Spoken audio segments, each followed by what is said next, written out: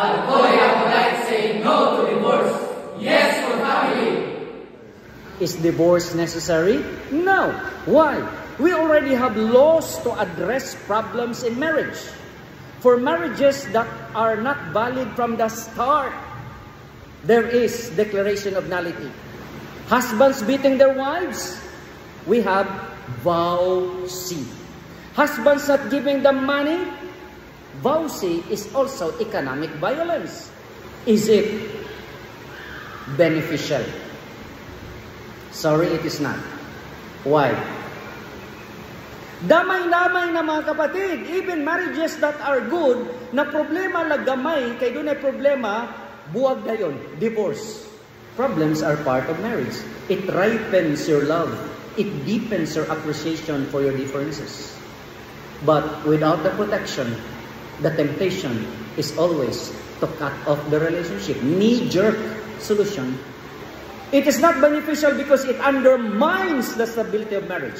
It is not beneficial because it desecrates the promises and the vows that husband and wife will present before the Lord in front of the altar.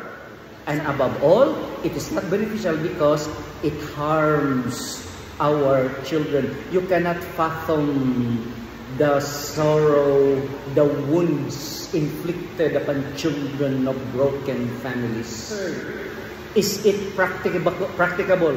Article 15 of the Constitution says, marriage, an inviolable social institution, is the foundation of the family, which the state shall protect.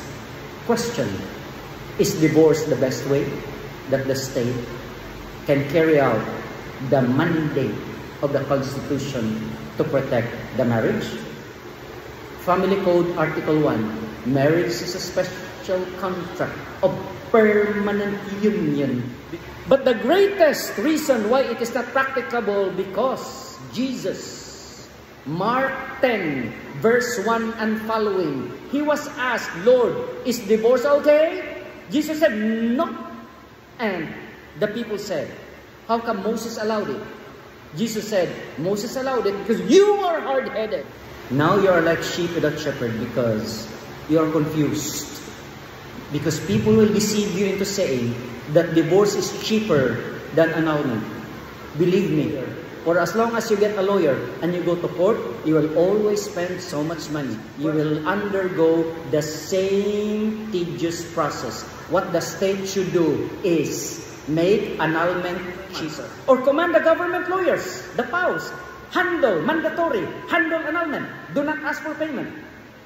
What the state should do is strengthen entry into marriage so that only the prepared ones will enter marriage. I studied law for 4 years. I studied priesthood for more than 10 years, including high school. How come when you marry, you do not study? You only have 1 week or 2 weeks. Magyaw-yaw pa magmutaas ang lectures sa kanila. The state must do something in order to tighten the entry. Somebody said, nobody deserves to suffer in marriage. Hey, nobody forced you to enter. It was your decision. You deserve to suffer your wrong decisions, wrong because you refuse to listen to the advice of your parents, to the advice of people who truly care for you. Sabi siya pa, usapan na with your friends. As church, we don't want to leave you like sheep without shepherd. Here we are. Listen to us. In the first reading, the Lord said, woe to you shepherds, because you mislead my people. You have not cared for them. But I will take care to punish your evil deeds. My dear friends, ug mo pasar ang divorce, igabot sa panudya, let it not be known that you support it. Alcoholic Apolite saying no to divorce, yes for family.